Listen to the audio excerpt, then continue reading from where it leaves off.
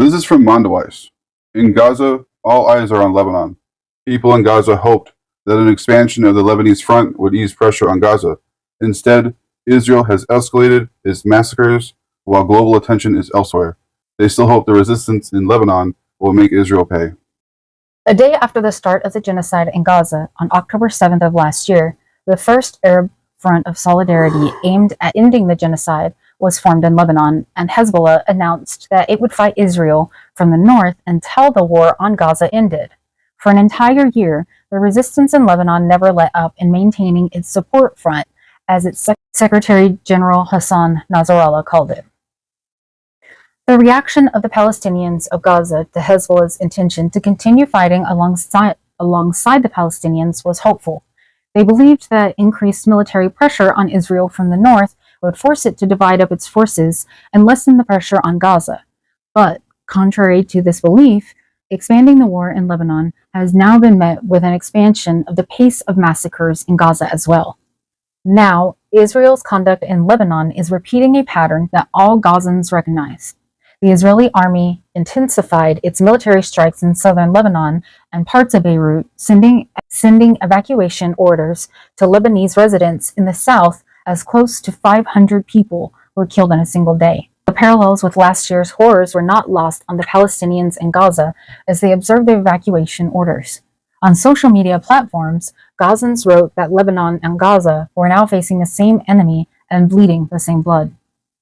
What is happening in Lebanon is what is happening in Gaza, says Khalid Salama, 33, from a tent encampment in Khan Yunis. Genocide and forced displacement are taking place in Gaza and Lebanon. The Zionists want to annihilate all Palestinians, as well as those who stand with them and support them. Many in Gaza are now convinced that Israel wants to expand the circle of genocide to include non-Palestinians. Since the news began to come in from Lebanon, accompanied by the familiar scenes of bombing, displacement, and large numbers of people martyred in a single day, Gazans confirmed what they already knew, that Israel wants nothing but destruction, death, and genocide for everyone around it. Racist. We saw how ambulances were bombed in Lebanon, how entire families were killed in a single raid, and we saw the screams from the rubble. We lived all of this before it happened in Lebanon, so we are the ones who know best what Lebanon is going through now, Khalid tells Mondaweiss. Israel's excuse for destroying the Gaza Strip was the October 7 attack, Khalid continues. What is Israel's excuse for destroying Lebanon now? Israel is now more certain than ever that no one will hold it accountable, so the pace of its crimes is increasing day by day. But while the images of destruction and death are the same, Gazans expect that the resistance in Lebanon will not make for an easy opponent for Israel. The resistance in Lebanon is not like the resistance in Gaza, Khalid explains. Israel will pay a heavy price for expanding its operations in Lebanon. The Gaza Strip has flat and uncomplicated coastal terrain that is difficult to defend, while Lebanon is a mountainous area more suitable for fighting and hit-and-run guerrilla tactics. The Gaza Strip has been entirely besieged for almost 2 decades, while Lebanon has open borders with neighboring countries and active supply lines. This gives Palestinians in Gaza hope, who see that the resistance in Lebanon possesses means, defenses, and heavy weapons that the resistance in Gaza did not have. Israel will face fierce resistance in Lebanon, and the results will not be like what happened in the Gaza Strip. Allah Rabah 44 says from a displacement camp in Al-Zaweda in the central Gaza Strip. Hezbollah possesses weapons capable of causing great destruction and losses to Israel. I do not think that Israel will be able to confront the resistance in Gaza and Lebanon at the same time. But despite the optimism, one hope has already been dashed for Gazans, that an escalating Lebanese front would change the situation for the people in Gaza. The reality is far less straightforward. The belief of the people in the Gaza Strip that expanding the war in Lebanon would lead to the easing of pressure on Gaza has so far been misplaced. The severity of the massacres, bombings, and destruction in Gaza has only increased since Israel's bombardment in Lebanon ramped up. In fact, Israel took advantage of the media's preoccupation with what was happening in Lebanon to escalate its genocide, targeting several tent encampments and school shelters and leveling residential blocks before then firing on first responders who attempted to rescue the survivors. Abdul Karim Aliwa, 22, admits that the war on Lebanon will not ease Gaza's suffering. Israel has supplies of American weapons, and we know that Israel is not fighting alone, he tells MondoWise. The entire West is complicit in committing massacres against the Palestinians and the Lebanese by supporting Israel and supplying it with the weapons necessary to kill children. But the flip side of that statement is also true. If the war on Gaza does not end, it will set a worrying precedent for the rest of the world and the entire international rules-based order. Genocide will become an acceptable method of waging asymmetric warfare. People in Gaza are already sensing this. What will make Israel ease the severity of the war in Gaza? Abdul wonders, sharing that if no one stops Israel in its tracks, it will continue on its genocidal path. Today, it's in Gaza and Lebanon, he says, but I won't stop there. I do think that it is going to expand further, and I do think that, there should be this world police or something that steps in when there's a genocide, maybe to prevent such genocides from happening again. Maybe they happened like the before. United Nations or something. Yeah, it's almost like they seen a genocide before and realized, hey, that's bad. We should have done something. Yep. I wonder when that happened. Weird. This is from MondoWise. Netanyahu defends Gaza and Lebanon attacks in UN speech. Benjamin Netanyahu addressed the United Nations on Friday, vowing to continue waging war on Gaza and Lebanon. Israeli media reports the Israeli Prime Minister ordered massive strikes on Beirut just before giving the speech. On Friday morning, Israeli Prime Minister Benjamin Netanyahu addressed the United Nations and vowed to continue waging war on Gaza and Lebanon. Netanyahu told attendees that Israel will continue degrading Hezbollah until its military objectives are met and vowed to keep bombing Gaza until total victory is achieved. He also threatened Iran, who he claimed was behind many of the problems in the region. If you strike us, we will strike you, declared Netanyahu. For too long, the world has appeased Iran, he said. The appeasement must end. Netanyahu also lashed out at the very body he was addressing, accusing the United Nations of being a house of darkness and a swamp of anti-Semitic bile. He claimed that he wasn't planning on delivering a speech to the UN this year, but after I heard the lies and slanders leveled at my country by many of the speakers at this podium, I decided to come here and set the record straight. Netanyahu also brandished two maps, detailing how he envisioned the influence of Iran and said the world must choose between a blessing and a curse. Many diplomats walked out in protest as Netanyahu made his way to the podium, but the Prime Minister brought a contingent of supporters to the hall who applauded his presence. Netanyahu was greeted by protests as soon as he arrived in New York City on Thursday.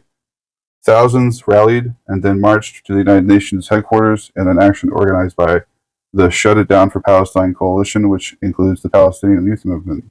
Israel has disrespected every single resolution and decision that the United Nations and the ICJ have made regarding Palestine. Yet now, the U.S. allows Netanyahu to step foot in New York and speak before the very institution that he systematically violates. We, the people, will remind him and the world that war criminals are not welcome here, said the People's Forum. Israel is a rogue state committing atrocities against the will of the international community. Its presence in the UN is a disgrace to international law.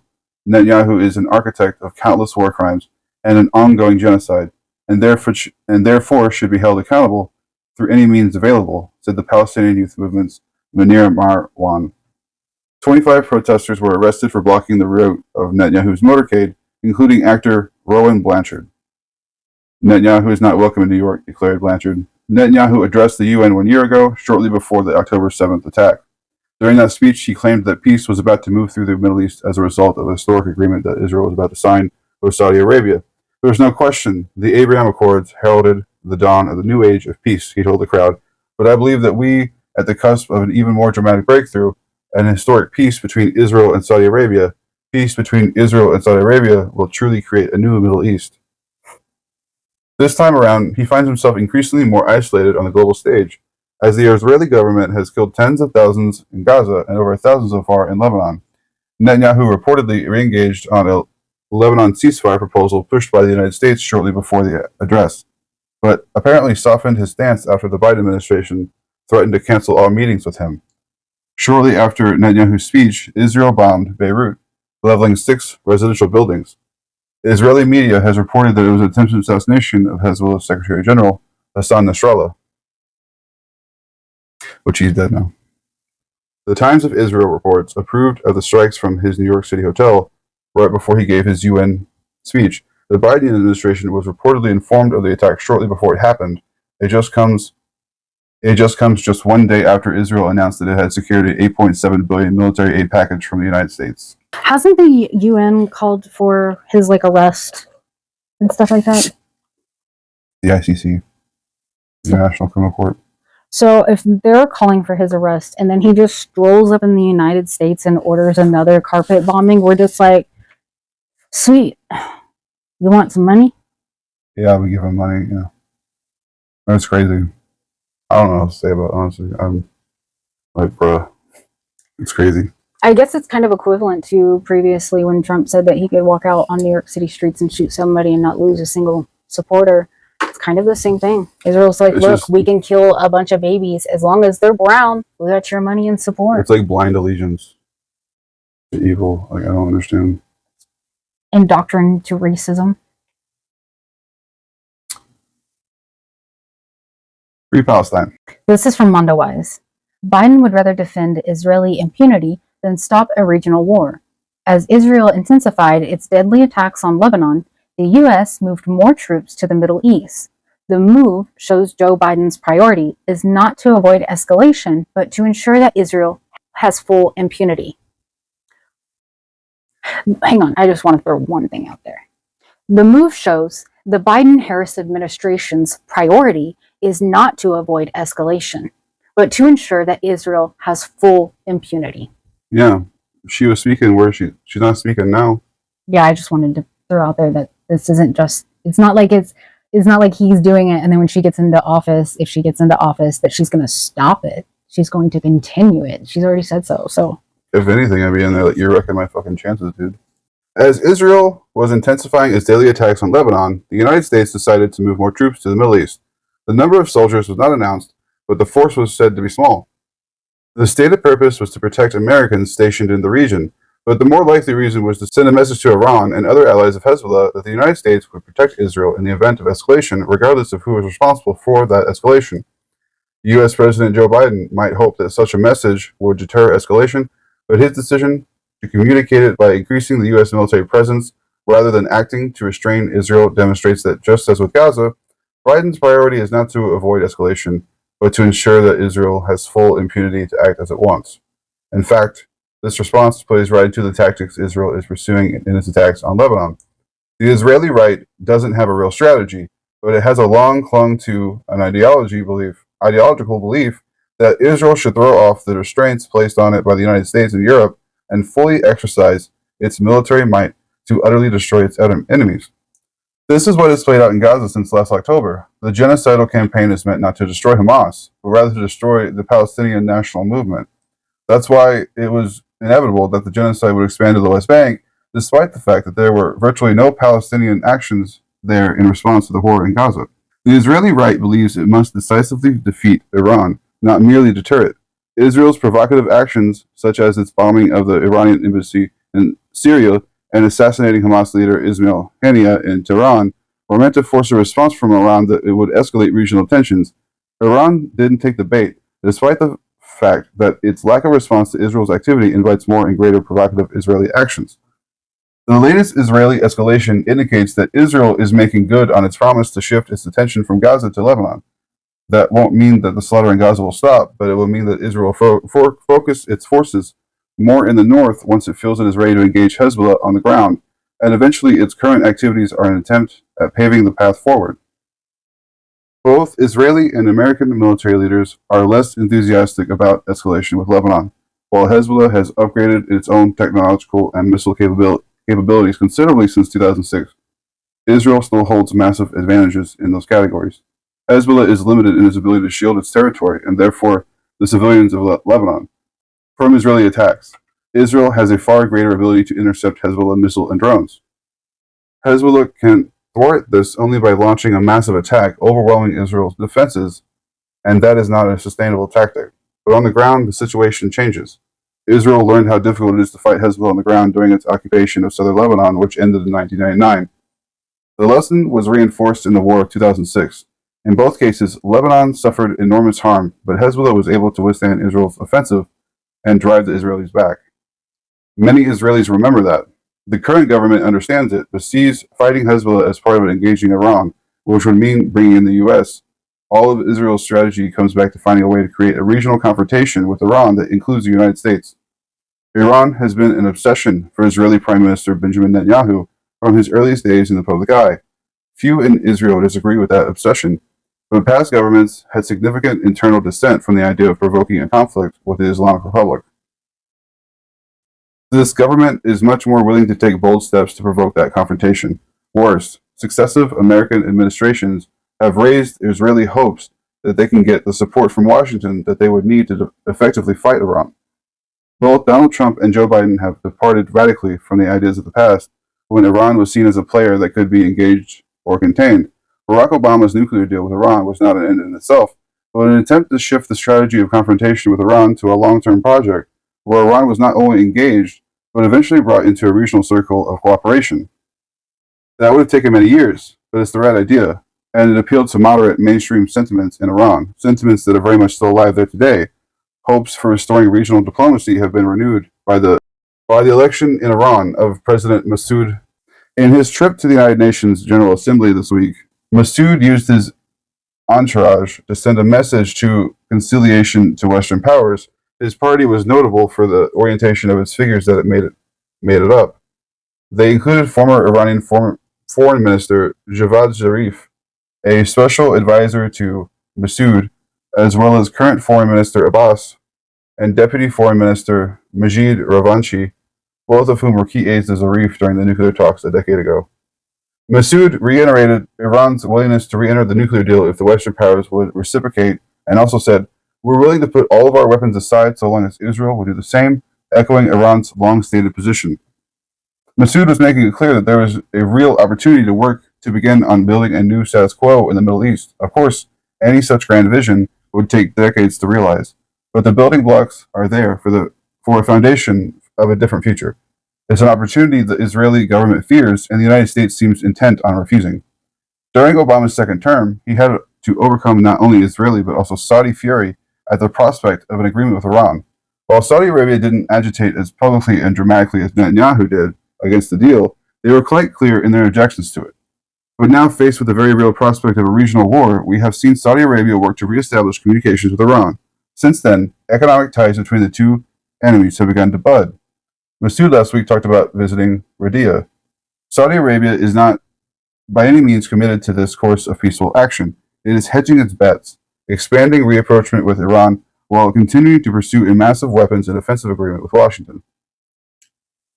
So Saudi Arabia has been staring at the possibility of a disastrous regional war for nearly a year now, and they know they don't want it to happen. That is a sharp difference from the regional playing field Obama faced. But neither Biden nor Kamala Harris has given any indication that they see these openings for diplomacy, let alone any sign that they're inclined to pursue it. Certainly, Donald Trump's violent history with Iran preludes any hope that he would pursue diplomacy if elected. That is not to say that the Biden administration wants a regional war. Such a war is in no one's interest, including Israel's, despite the current Israeli government failing to understand that basic truth. But returning to a recurring theme over the past year, Biden and Harris are unwilling to do what it takes to pursue that course. It begins, of course, with ending Israel's genocide in Gaza. Despite appearances, the Biden administration knows full well that ending the genocide, especially if it ends because of American or Western action, will also end the fighting between Israel and Hezbollah, and the harassment of the ships in the Red Sea by Hezbollah. There are also enough former Obama officials in this administration that some must grasp the potential that a revived agreement with Iran has for diffusing regional tensions. Hawkish blather aside, it is obvious to anyone who actually looks at the region that tensions have mushroomed since Donald Trump unilaterally and without cause abrogated the nuclear deal. But of course, for any of this to happen, the United States must use the tools it has at its disposal, chiefly a cessation of the flow of weapons, to stop Israel's aggression. Even if Biden or Harris is inclined to do such a thing, they are too afraid of the reaction it would provoke domestically. Republicans would immediately accuse them of abandoning Israel and leaving it to the mercy of Iran, Hezbollah, and Hamas. Do it. Or similar nonsense. And those Republicans would certainly be joined by more than a few Democrats, that the rockets would all stop falling and people would no longer be dying or seeking refuge in bomb shelters would not matter to them. This is what is preventing real progress in the Middle East: political cowardice. Yes, the criticism would be abound at first, but within days people would notice that the killing and destruction had stopped on all sides. Soon discussions would begin on rebuilding Gaza and southern Lebanon. Israelis would return to homes in the north and rebuild areas in the south.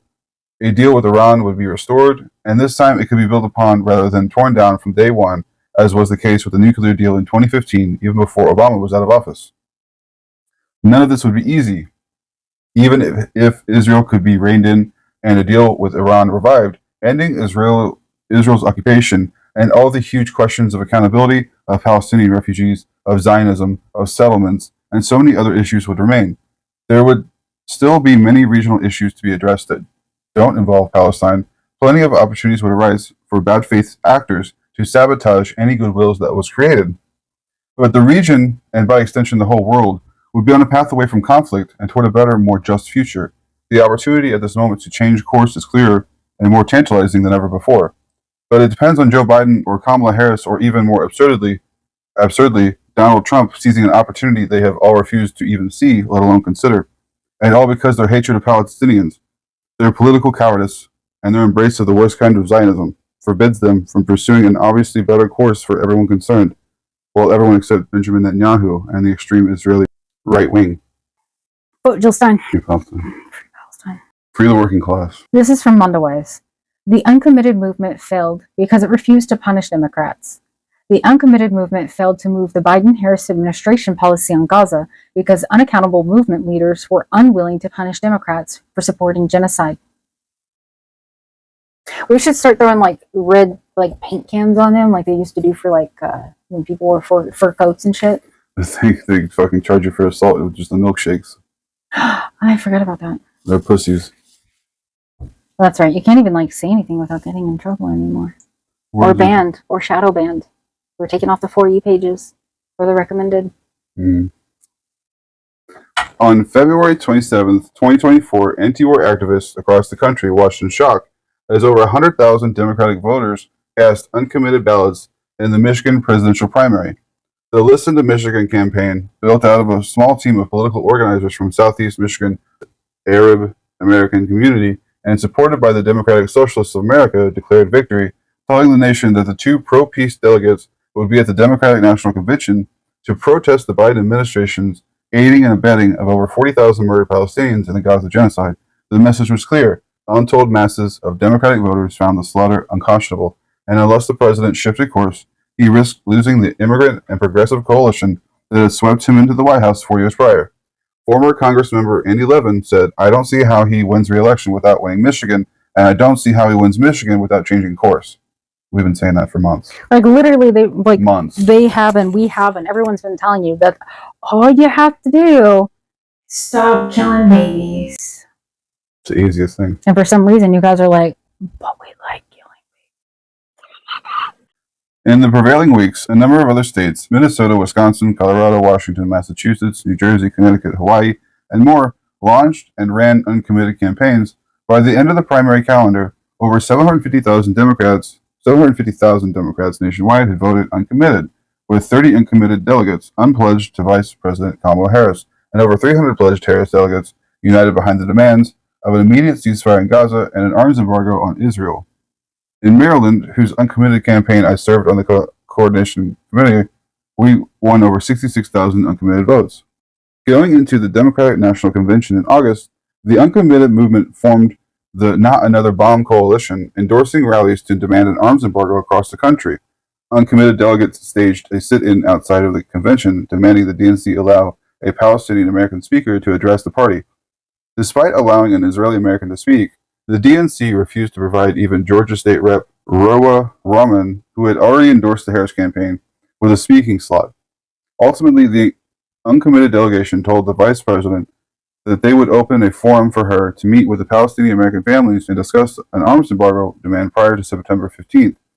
Harris allowed the deadline to expire, and prominent uncommitted organizers Abbas Alawa and Leah Alabed issued a statement urging uncommitted voters to cast tactical anti-Trump ballots in the election. Uncommitted was based on a premise that by proving that supporting a genocide in Palestine could cost the Democrats the general election, cooler heads would prevail, and administration officials would press to finalize the ceasefire deal in Gaza and reconsider our military aid to Israel. Despite pursuing an extensive inside-outside strategy that has won over hundreds of thousands of Americans through our movement, over 7 months we have failed at all our strategic goals. President Biden's center-left peers in allied nations like Britain and Canada have issued partial embargoes of Israeli arms shipments. As of now, Vice President Harris has wholesale rejected any notion of an embargo or of conditioning aid. Over the course of the state-level march that followed, listened to Michigan, many of the activists behind that campaign formed the Uncommitted National Movement, which coordinated the coalition strategy for the DNC. Notably, the national team internal structure remained opaque to uncommitted state leaders across the country, particularly states that did not win delegates to the convention. To my knowledge, state representatives were never invited to help formulate coalition strategies or decide the coalition's ultimate statement urging votes against Trump in the election. Lacking any internal mechanisms for decision-making, the uncommitted national movement defaulted to an unacknowledged cadre of spokespeople such as Walid Shahid, Lexus Dena Zaidan, and Asma Mohammed, among others like Layla and Abbas. These individuals were not subject to democratic control, settling the political lines of the movement of over 750,000 people strong entirely unchecked by many grassroots organizers that supported the campaign. While uncommitted leaders in many states like Wisconsin, New Jersey, and Rhode Island have raised calls for voters to reject Harris entirely in the general election, the uncommitted national movement took a conciliatory approach, giving Harris ample time to engage with our demands after the convention and failing to commit to withholding their support for her, even in the absence of her compliance. A central goal of the uncommitted movement was exploiting the extreme dissonance of the Democratic Party supporting the genocide while the majority of its voters, particularly immigrant and young voters, opposed it. Exposing these contradictions and highlighting the need for a political system with real options for working-class people was important. The Palestinian youth movement argues, in moments of heightened conflict or war, contradictions are sharpened and people's political consciousness shifts. Their demands become more radical. They recognize the futility of traditional vehicles for alleged change, and they start to feel empowered through direct action and movement building. The DNC's refusal to grant the uncommitted delegation a convention speaker, even a speaker supportive of Harris, sharpened these contradictions in the public consciousness, demonstrating the sheer depravity of party leaders who allowed an Israeli to speak, but could allow no mention of Palestinian humanity. The evocative, disquieting optics of the delegate sit-in. Hundreds of supporters kneeling to candlelight outside the convention hall, begging the vice president for an audience, further sharpened these contradictions, highlighting how little we were asking for. However, in its post-convention statement, the uncommitted national movement stopped short of a further sharpening of these contradictions, a public break with her campaign entirely. Despite the groundswell of support for calls to withhold our votes from Harris to leverage an arms embargo, Abbas al-Waleh has said that he will vote for Harris in November. Many voters who supported the uncommitted campaign will now return to voting to Democrats, and our opportunity to absorb them into the anti-war movement has been lost. The power held by the uncommitted campaign rested in the over 750,000 voters under its banner, registered Democrats, many of whom in key states won narrowly by Biden in 2020, that signaled an openness to deflecting from the Democratic ticket in 2024 without the party giving in to the demands of a ceasefire and an arms embargo. Our theory of change was that this implicit threat would supply enough pressure for Harris to be compelled into embracing the movement's demands. Materialized through our delegation and the Harris delegates behind it, we went into the DNC with some leverage. As she did not comply, we can conclude either that our threat was insufficiently large or that Harris did not feel sufficiently intimidated by our willingness to make good on that threat. In continuing to attempt to move Harris, we must reconcile the uncommitted national movement's refusal to make good on that threat with the size of the voting base behind us, and determine how to make Harris feel more threatened by the anti-war movement against her. Abdicating the best card in our hand, our collective tactical vote means we no longer have any leverage. Urging voters to oppose Trump, putting the cart before the horse, means that on a fundamental level, we accept that the horrific genocide in Gaza and the U.S.-funded murder of over 40,000 Palestinians is not a red line in this election. On a political level, it means that a small cadre of unelected and unaccountable spokespeople have bartered away what remains of our hand without the input of our state leaders and a thorough, winning analysis of what comes next for the robust movement for an arms embargo on Israel and the United States. In an array of states, state leaders of the uncommitted movement have charted a path forward, calling for everyone disgusted by the genocide in Gaza to withhold their votes from Kamala Harris in November until she commits to an arms embargo. Their position and will to leverage our power for Palestinian liberation is clear. No votes for genocide. Frederick Douglass said, "Power concedes nothing without a demand. It never has and it never will." If Harris holds all the cards, the movement for Palestinian liberation must be willing to impose our demand and exact the cost of any politician's noncompliance. Instead of the uncommitted movement, I still think it should be the Vote Jill Stein movement. Push for voting for someone who actually does believe what you're saying that you want, instead of just putting no one or writing in Air Bud or your cousin's name or your Why vote uncle's for name. Democrats? Even if you get the reform you want, they're not going to protect it. Look what happened to abortion. The child labor laws that keep getting pushed back and back and back were the Democrats. This is happening under a Democratic administration. Like where's the protection for the reforms that we fought for? So why would we vote for you? Why would we believe you that you're going to do anything? Because you're going to do anything, you're not going to you're not going to protect the damn thing anyway. You guys suck.